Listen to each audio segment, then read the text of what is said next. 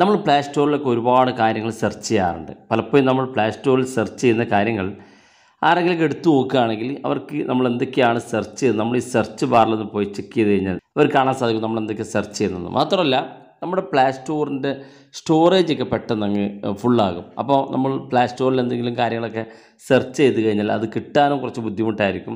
മാത്രമല്ല നമ്മുടെ ഈ സെർച്ച് ഹിസ്റ്ററി കുറച്ച് അധികം സ്റ്റോറേജ് ചെയ്യുന്നതുകൊണ്ട് നമ്മുടെ പ്ലേ സ്റ്റോറിൽ നിന്ന് ആപ്ലിക്കേഷൻ ഡൗൺലോഡ് ചെയ്യുന്നതിന് സമയമെടുക്കും.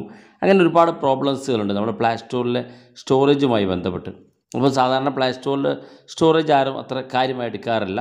പക്ഷേ പ്ലേ സ്റ്റോറിൽ നിന്ന് നമ്മൾ ആപ്ലിക്കേഷൻസ് ഡൗൺലോഡ് ചെയ്യുമ്പോൾ നമ്മുടെ പ്ലേ സ്റ്റോറിനകത്തുള്ള സ്റ്റോറേജ് അധികമാണെങ്കിൽ അതൊരു പ്രശ്നം തന്നെയാണ്. നമുക്ക് പെട്ടെന്ന് ആപ്ലിക്കേഷൻസ് ഒന്നും ഡൗൺലോഡ് ചെയ്യാൻ സാധിക്കില്ല.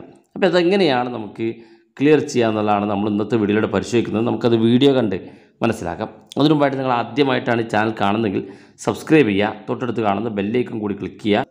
കൂടുതൽ ടെക്നോളജി അപ്ഡേറ്റുകളൊക്കെ നമ്മുടെ സെക്കൻഡ് ചാനൽ അപ്ലോഡ് ചെയ്യുന്നുണ്ട്. അപ്പോൾ നിങ്ങൾ ആ ചാനൽ കൂടി സബ്സ്ക്രൈബ് ചെയ്യുക. ചാനലിൻ്റെ ലിങ്ക് വീഡിയോയ്ക്ക് താഴെ ഡിസ്ക്രിപ്ഷനിലുണ്ട്. അതോടൊപ്പം തന്നെ നിങ്ങളുടെ സംശയങ്ങളൊക്കെ നമ്മൾ ഇൻസ്റ്റാഗ്രാമിൽ ചോദിക്കുക. ഇൻസ്റ്റാഗ്രാമിൻ്റെ ലിങ്ക് ഡിസ്ക്രിപ്ഷനിലുണ്ട്.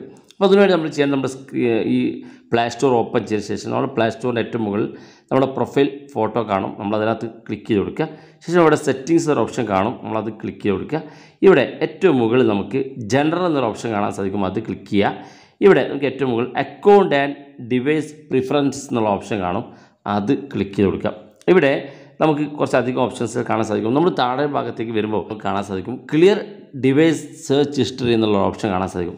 ഇതാണ് നമ്മൾ നേരത്തെ പറഞ്ഞ പോലെ നമ്മുടെ പ്ലേ സ്റ്റോറിനകത്തുള്ള സ്റ്റോറേജ് കിടക്കുന്ന സ്ഥലം. ഇത് നമ്മൾ ക്ലിയർ ചെയ്ത് കഴിഞ്ഞാൽ നമ്മുടെ പ്ലേ സ്റ്റോറിൽ നമ്മൾ സെർച്ച് ചെയ്യുന്ന ഡാറ്റകൾ സേവ് ആകില്ല. പ്രത്യേകിച്ച് നമ്മൾ ഗൂഗിളിലൊക്കെ പോയി സെർച്ച് ചെയ്യുകയാണെങ്കിൽ നമ്മുടെ ഗൂഗിൾ മാനേജ് അക്കൗണ്ടിലൊക്കെ പോയി സെർച്ച് ചെയ്യുമ്പോൾ മൈ ആക്ടിവിറ്റിയിലൊക്കെ പോയി സെർച്ച് ചെയ്യുന്ന സമയത്ത് നമ്മൾ ഗൂഗിൾ പ്ലേ സ്റ്റോറിൽ എന്തെല്ലാം സെർച്ച് ചെയ്യുന്നതിനകത്ത് മറ്റാരെങ്കിലും എടുത്തു നോക്കിയാൽ കാണാൻ സാധിക്കും. മാത്രമല്ല നമ്മുടെ സ്റ്റോറേജ്, അതായത് പ്ലേ സ്റ്റോറിനകത്തുള്ള സ്റ്റോറേജ് അതിനകത്ത് കാണാൻ സാധിക്കും. അപ്പോൾ അത് ക്ലിയർ ചെയ്താൽ തന്നെ നമുക്ക് പ്ലേ സ്റ്റോറിനകത്ത് നമ്മൾ ഡൗൺലോഡ് ചെയ്യുന്ന ആപ്ലിക്കേഷൻസ് വളരെ വേഗത്തിൽ ഡൗൺലോഡ് ആകുകയും ചെയ്യും. അപ്പോൾ അതെങ്ങനെ ക്ലിയർ ചെയ്യുക എന്നുള്ളത് ഈ ഭാഗത്തേക്ക് എത്തിക്കഴിഞ്ഞാൽ ക്ലിയർ ഡിവൈസ് സെർച്ച് ഹിസ്റ്ററി എന്നുള്ള ഓപ്ഷൻ ക്ലിക്ക് ചെയ്യുക.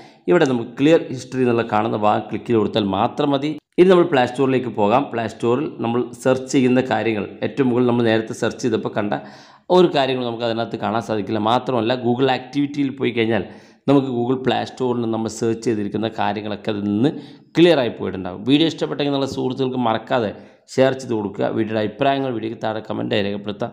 ഇതുപോലുള്ള വ്യത്യസ്തമായ അറിവുകളുമായി നമുക്ക് അടുത്ത വീഡിയോയിൽ കാണാം.